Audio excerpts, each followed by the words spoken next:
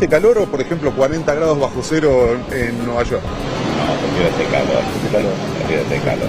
¿Cómo te trata el calor? Mal. ¿Mal? Sí. ¿Lo padeces? Sí. ¿Sí? ¿Y estos días así que empieza a subir? Son terribles.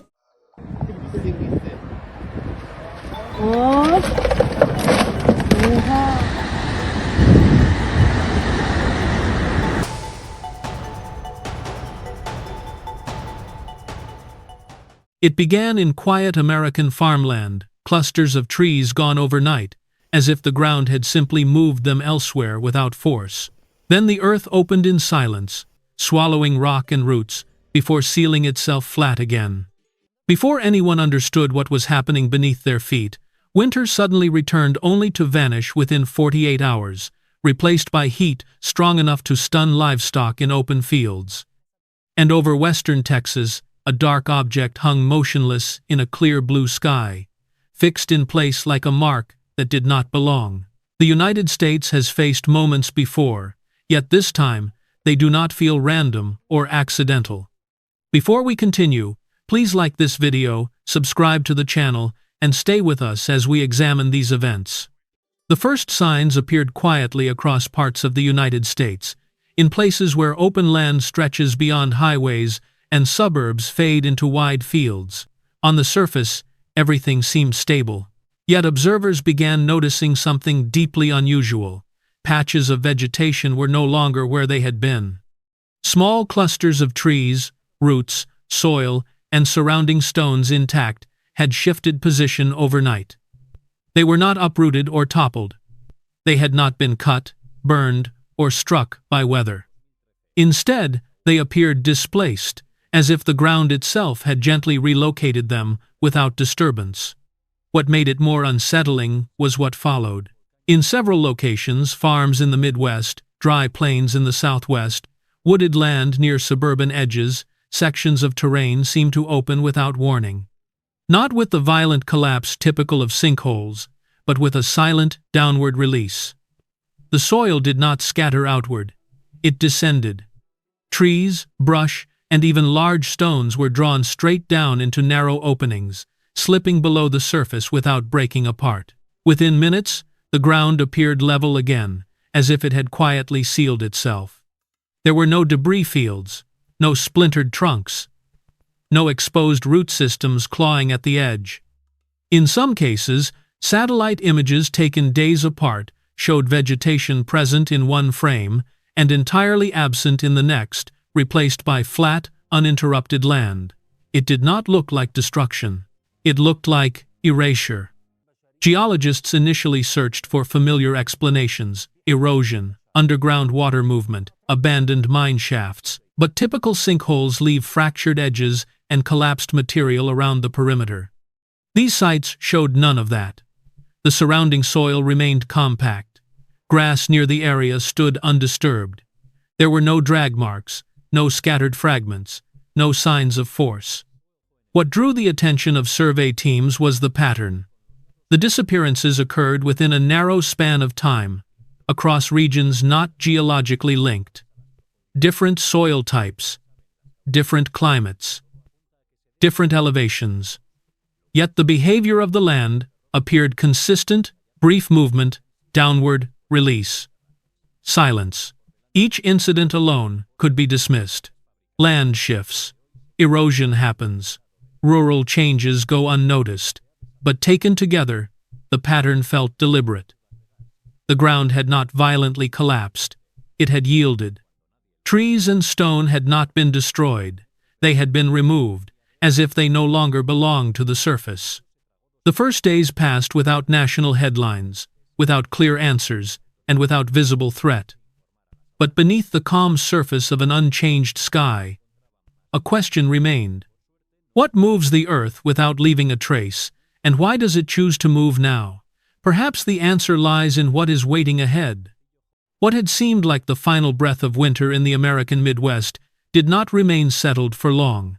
In a small town in northern Colorado, residents believed the worst of the season had already passed. Snowbanks were melting. Roads were clear. Forecasts showed mild air returning. Then, without warning, an intense cold front descended overnight. It did not arrive with the fury of a blizzard. There were no towering walls of snow, no howling winds tearing at rooftops. Instead, temperatures plunged in silence. Thermometers dropped more than 30 degrees within hours.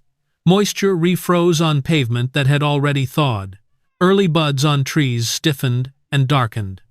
What unsettled meteorologists was not simply the severity of the cold, but its timing. Winter storms had already moved eastward days earlier.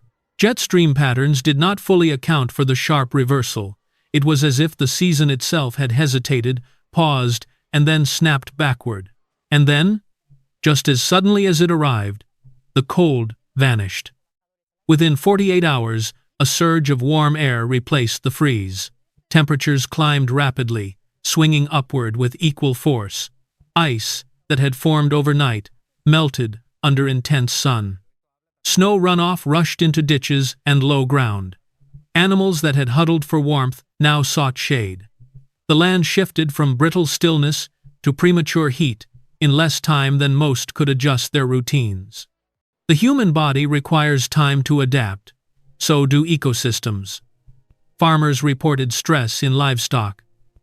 Veterinarians noted unusual lethargy among wildlife. Crops that had endured the cold were now strained by heat before roots could stabilize. The problem was not merely cold nor heat, but the violent transition between them. Weather experts pointed to climate volatility, shifting air currents, and atmospheric disturbances. Each explanation carried weight. Yet the speed of the reversal, the compression of extremes into such a narrow window, left a lingering unease. It was not a prolonged disaster. It was a rapid oscillation, winter to summer, and back to near spring, in a matter of days, leaving both people and animals struggling to keep pace. For many believers, such sudden shifts echo something deeper.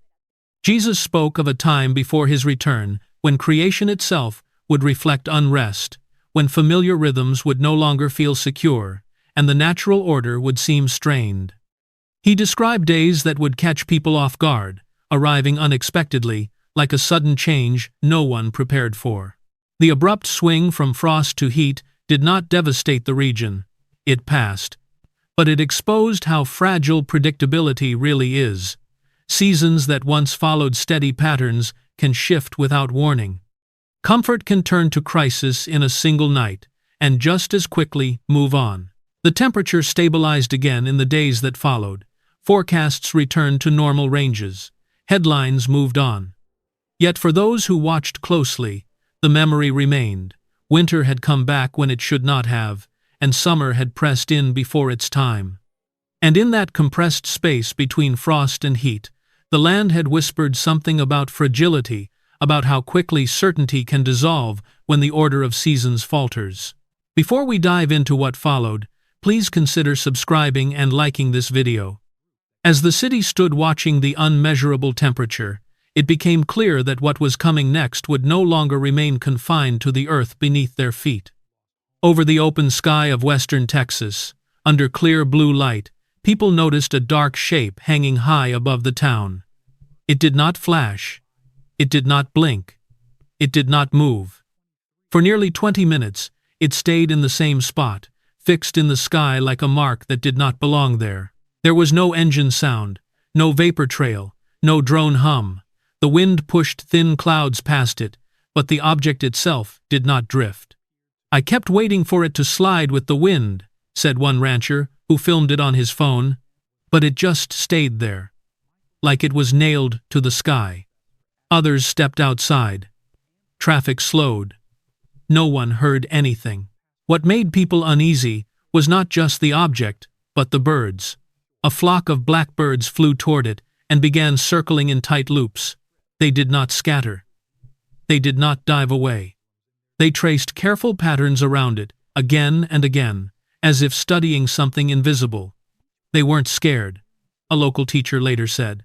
It looked like they were following a line we couldn't see. While eyes stayed on the sky, something else happened across town. In a quiet residential block, a 2-story building suddenly gave way.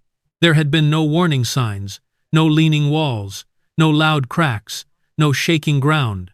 Floors sank straight down. Neighbors said it sounded more like a deep sigh than an explosion. It folded into itself, one witness explained. No blast, just gone. City inspectors later reported no sign of gas leaks or seismic movement.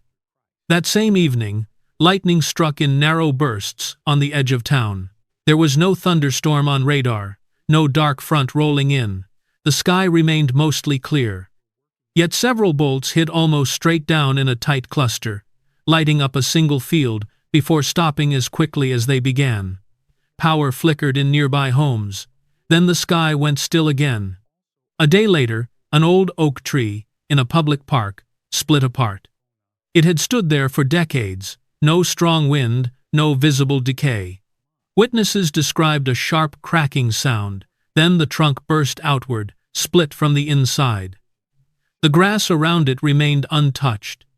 It was like pressure built up inside the tree, a groundskeeper said. Like something pushed out, not in. Each event alone could be explained away. Objects in the sky can be misjudged. Buildings can hide weakness. Lightning can strike strangely. Trees can rot deep within. But these moments did not stand alone. They happened within the same short window sky, structure, weather, and living wood. Each one breaking pattern, each one stopping before turning into full disaster. For those who know Scripture, such alignment carries a different weight. Jesus spoke of a time when there would be signs in the sun, moon, and stars, and distress upon the earth. He warned that the powers of the heavens would be shaken not always in ways that destroy immediately, but in ways that awaken. He did not describe chaos alone. He described convergence, the hovering shape in the sky, the ground giving way without warning. Lightning from a clear horizon, creation responding in brief, restrained bursts. None of it forced belief. None of it declared finality. Yet together, they formed something harder to dismiss. The town in Texas did not fall into chaos. The object vanished as quietly as it had appeared. Repairs began. Power returned. News cycles moved on. But those who stood beneath that still shape in the sky remember the feeling most clearly. Not fear, not panic, just a pause. A sense that something had interrupted the normal order for a brief moment. Then everything resumed, leaving behind not destruction, but a question that lingered long after the sky cleared. The American desert keeps its secrets well. Wind covers tracks. Sand swallows edges. Time smooths over what once stood tall. But sometimes, the ground shifts just enough to uncover something no one was looking for. This time, it happened in southern Nevada, miles from the nearest highway. A small tremor rolled through the area, so light most people never felt it. It barely registered on local sensors. No buildings cracked. No roads split.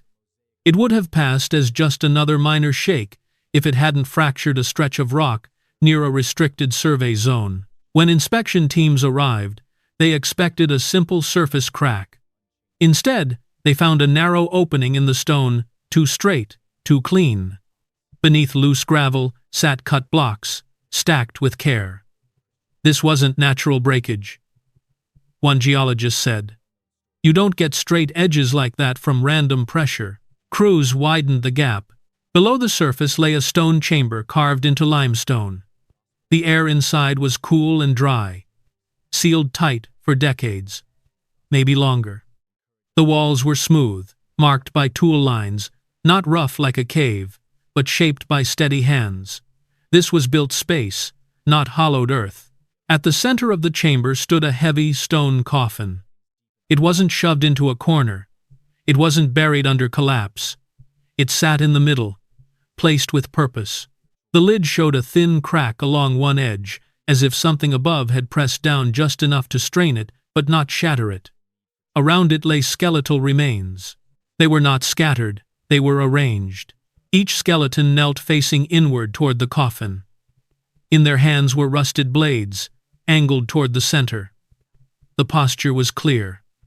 Not burial. Not chaos. It looked like watch. They weren't laid down, one archaeologist quietly noted. They were positioned. No known Native American burial pattern matched this formation. No military record tied it to early American settlements.